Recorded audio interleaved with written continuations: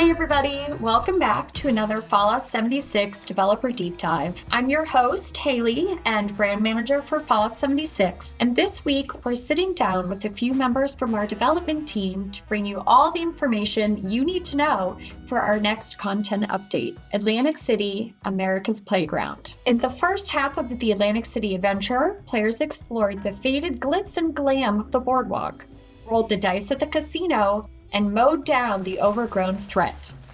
Coming to you on March 26th, we'll be revisiting Atlantic City with even more quest content and rewards. In addition, we're also introducing changes to our seasons that will allow you more freedom in choosing the rewards you want to earn. Joining me to talk about all that and more are our developer guests. Joining us for the first time, let's start off by welcoming quest designer Stephanie Zachariadis. Why don't you say hello and give us a random fun fact about yourself? Hi, I'm Stephanie. I've been at BGS for about 2.5 years. And I suppose a fun fact is that I used to be in the Fallout modding community, which is how I transitioned into game design in general. I used to be the head writer of Fallout London and did some work in Miami, as well as some of my own solo mod projects for Fallout New Vegas back in the day. Our next guest is a familiar face. Welcome back, senior quest designer Ellis Tan. Ellis, hit us with a fun fact. Hello, very happy to be back to talk a bit more about Atlantic City. My fun fact is that I happen to be the lucky human of the best dog in the world. Her name is Belle. She is now 16 years old and still trekking like a champion. Sorry she can't join us today. She's very old and has a lot of important sleeping to do. And last but certainly not least, you may recognize our final guest from previous dev dives giving you the scoop on scoreboard enhancements. Welcome back, senior monetization designer Jesse McLean. Thanks, Haley. Thanks for everyone for having me back. Excited to talk about the new things that the Seasons team has been working on. Fun fact for me, since my last visit here, I have started playing competitive Pokemon cards with my 2 kids. Now that we've got the introductions out of the way, let's jump right into Atlantic City, America's Playground. In our first adventure to Atlantic City, we were introduced to some of the vibrant and eccentric residents of the area and the factions controlling the city.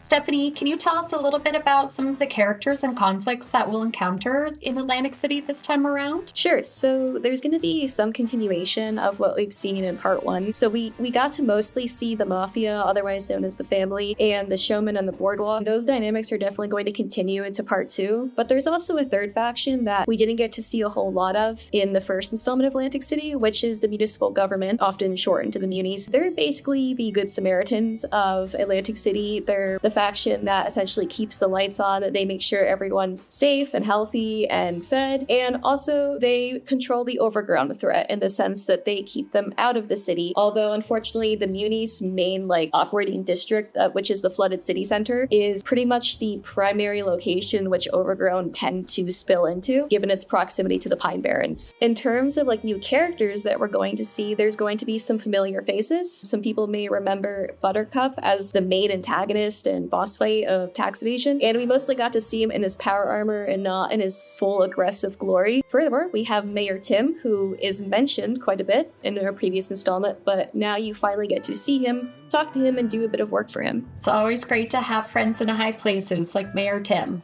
However, it seems like there are quite a few background characters in Atlantic City making moves as well. Ellis, are there any other stories that we can explore? So the biggest one is the story of the glamorous Rousseau family, who has fled to Appalachia on the run from Atlantic City, and they've sort of decided to bring the glamour with them by opening a nightclub in Appalachia. They'll soon find out that this doesn't work out as smoothly as they had hoped. Their pasts are following them. All 4 of the family members has sort of a tie that is potentially coming back to bite them. So we'll get to explore each one of those individual stories, as well as figuring out how to deal with their current crisis. And it's definitely a story about family, about sacrifices made for family or at the expense of family, and consequences. So very excited to share that. Awesome. So speaking of the Russo family, you mentioned that they currently live in Appalachia. Players noticed some changes to existing locations in Appalachia back in our December update. In particular was the Ingram Mansion. Ellis, what can you tell us about the decision to rework this location in particular? Well, the Russos are very accustomed to living the high life, and the closest they're going to get in Appalachia is a big, expensive mansion. So they sort of just chose this place. They cleared out the cultists, and they've built out their nightclub on the bottom floor. This nightclub is now known as the Rose Room, and it'll be advertised with flyers at train stations and the White Spring Refuge. If you attend opening night, you'll get to catch a cool performance in progress. You'll meet Vin, who's the eldest son of the family, and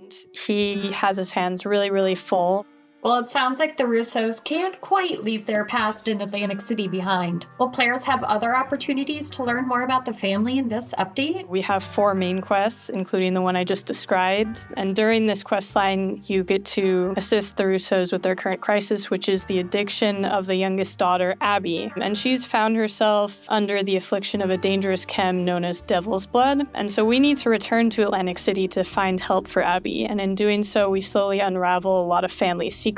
We learn a bit more about Evelyn Russo, the mother of the family, who was a performer in Atlantic City. And she is sort of imprisoned by this insecurity, this idea that she has to get the spotlight back. That leads us into our finale quest, Sins of the Father. As the title implies, we learn a bit more about Antonio, the father of the Russos. Stephanie, is there anything else you'd want to share about the finale or the story as a whole? Sins of the Father is mostly about the relationship between Abby and Antonio at its core, and the fact that she really hasn't felt like he's been much of a father to her. Well, it sounds like there's a lot of complex family relationships that folks are going to uncover and explore. I think players will be really excited about that. And, there's generally plenty of reasons to revisit Boardwalk Paradise with these main quests that you talked about. Are there any new areas that players haven't explored yet? There is one new district that we haven't really seen in Boardwalk Paradise, and that is the Flooded City Center. This is the epicenter of the municipal government, but that doesn't mean that you won't find mafiosos and showmen just kind of wandering around there, as well as just regular civilians. As mentioned, all of these spaces can be explored off mission just whenever you want. You can also catch a glimpse of our new expeditions mission that we have coming out with America's Playground called The Human Condition. And similarly to how tax evasion is the family's mission and the most sensational game is the showman's mission, The Human Condition really ties into the municipal government, in which Mayor Tim, who is somehow always calm and collected in the face of crisis despite everything being on fire, wants the player to literally put out fires, make sure the overgrown do not essentially destroy everything and everyone, and finally clear out the community center, which was a sort of hub for everyone in the Flood City Center to gather, which has basically completely been taken over by the overgrown and is no longer accessible to them. Well, it sounds like Mayor Tim has quite a lot to be handling this time around. So when players aren't dealing and working with Mayor Tim and the Russo family, what are some of the other kind of characters that we'll meet in maybe some of these side quests? So one of the side quests we have, Region of the Dead, gives the player the opportunity to be a sort of private investigator. They are hired by Fabio to figure out what's going on with the leadership of the family in the terms of where's Quintino? Why does Concerta have so much power? And can someone else possibly have that power? Ultimately, what we wanted to kind of do here was to give the player a lot of choice in what happens. So you essentially decide the fate of this faction, and there are some consequences around the world depending on what you choose. Over on the boardwalk, we have a slightly suspicious fellow by the name of Saltwater Sam, who has a side gig working as a janitor for the showman. I will leave that at that. Back in Appalachia, there's an eccentric journalist by the name of Jack Hunter who has gone missing while writing a piece on the Blood Eagles. So if you go looking for him, you'll find you may need some interviewing skills, which is a super fun and unique dialogue sequence in our game. Where can we meet and interact with these characters? So you can find them in the White Spring Refuge next to our man Jeremiah Hopkins, who is advertising Atlantic City. He now has a bulletin board next to him where you can pick up flyers for any people who are in need of help.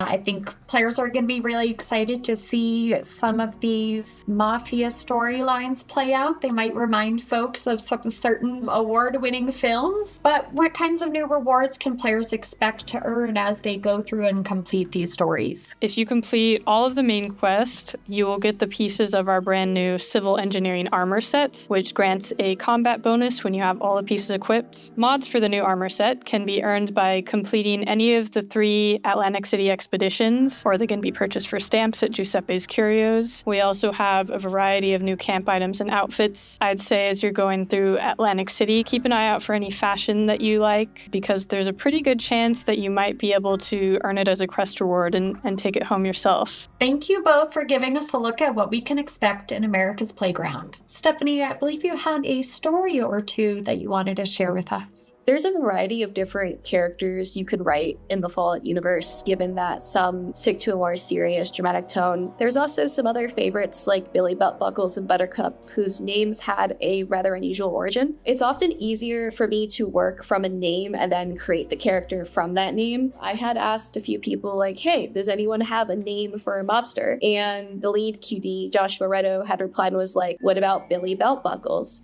What Josh meant was just a guy who wrapped belts around his hands and would punch people with the buckle. What I heard was a man who was obsessed with belt buckles. And that's basically how that character was born. Bunch of coincidences and misunderstandings brought to life something magical. The magical magic of video game development right there, ladies and gentlemen. Okay, Jesse, are you ready to share some upcoming season changes with us all? I am very excited to talk about the changes that are coming to seasons and what was previously known as the scoreboard. Let's start off at the beginning with a little refresher. What exactly is a season in Fallout 76 and how do players participate? Seasons are content that comes out with our major patches. Each season tells a different story and has a bunch of rewards that Vault Dwellers can unlock by completing challenges. For players that aren't in seasons regularly, the flow works as you go in game, you complete daily and weekly challenges. Challenges earn you score. Score earns you ranks. And every rank you hit on the scoreboard unlocks a new reward. That was the old way. Today we're going to talk about the new way of doing things. So currently, players are used to seeing a themed scoreboard like Rip Daring's Cryptid Hunt in the visual style of a board game. How is this going to change, and can you tell us about the rationale behind that? This is changing to a page system where we do lose the scoreboard, but the team very much wants to keep that Fallout look and feel. So each season will still be very thematic. It will still very heavily feature Fallout lore and Fallout characters. One nice thing about this system is it allows us to go post-war. Before, all of our board games were pre-war. We're really excited about this. It's going to allow us to tell different stories in seasons and tie to in-game factions. As a teaser for future seasons. The main reason we did this was we wanted the season to be more visual. Right now, you have to inspect each asset. You don't get to see the rewards as well. Now, with Seasons Refresh, you're going to be able to see the rewards front and center, big pictures. It's really going to allow you to go, oh, I want that new camp item, or oh, I didn't know that power armor skin looked like that. And the way that players are going to unlock these rewards now is with tickets. Tickets are a new season currency that we're putting in the game, where before, when you earned a rank, you got the reward. But now, when you earn a rank, you get tickets. Once they've unlocked that page by progressing through the season, players can use tickets to choose which rewards they want on a specific page. So what happens to those folks who do reach the end of the scoreboard? For players that don't know right now, when you reach rank 100, the rewards don't stop. There is a set of consumable items that players will unlock in what we call our post-100 ranks. That is not shown on the scoreboard. With our new system, those rewards are shown on the scoreboard. I would definitely check out the bonus pages to see the awesome new in-game items, camp items, player vanity items that players can unlock. They're really good stuff. And for players who do like to get through the season very quickly, we hope that this system gives you a reason to play just a little bit more. So while all players will see benefits of this new season system, can you tell us about the benefits that Fallout First members will be receiving? Fallout First players will be able to access the premium content of the season, much like they could the bonus rewards in previous seasons. Fallout First members will have access to our new Seasons Pass as long as they have an active Fallout First membership. But Players who are not Fallout First members will now have the opportunity to purchase the Season's Pass with Atoms and then unlock anything that is a premium reward within the season. This gives all players the ability now to access things that were previously locked in seasons. So more reward options, but really the same experience that folks have been familiar with. So for folks who are excited about collecting the game board every season, what can they look forward from a collectible perspective? One of the things that we wanted to do while keeping the Fallout look and feel of our seasons was continuing that tradition. So while it won't be a game board anymore, we do still plan on having assets like the Commander Stein and also the season's background as a poster in your camp so that players can show off their progress in seasons for years to come. This is one of the most exciting changes coming to Fallout 76 seasons since I joined a few years ago. Cannot wait for everyone to see the visual rewards. Cannot wait for people to be excited to unlock the key assets of each season and build them in their camps and equip them on their players. So folks love the themes that we tie in every season. Can you give us a hint about what story players can uncover through this upcoming season? I can, and I hope players are as excited about this as I am. One of our favorite season characters is making a return. Rip Daring is coming back to Fallout 76 and is going to America's Playground to encounter the duel with the devil. I personally love all of the pre-war kind of comic book characters and stories and lore. Why I love putting together this season's artwork. So really excited to see what kind of rewards players will be able to earn this March. Absolutely. All right. Thank you, folks, so much for joining us today to discuss America's Playgrounds, new quests, characters, and locations, as well as the exciting new changes coming to seasons that will offer more flexibility for earning rewards. Just a reminder that Atlantic City America's Playground will launch on all platforms on March 26th. Thank you for joining us for this dev dive, and we'll see you in Atlantic City. Thank you, everyone. Goodbye. Bye, everyone.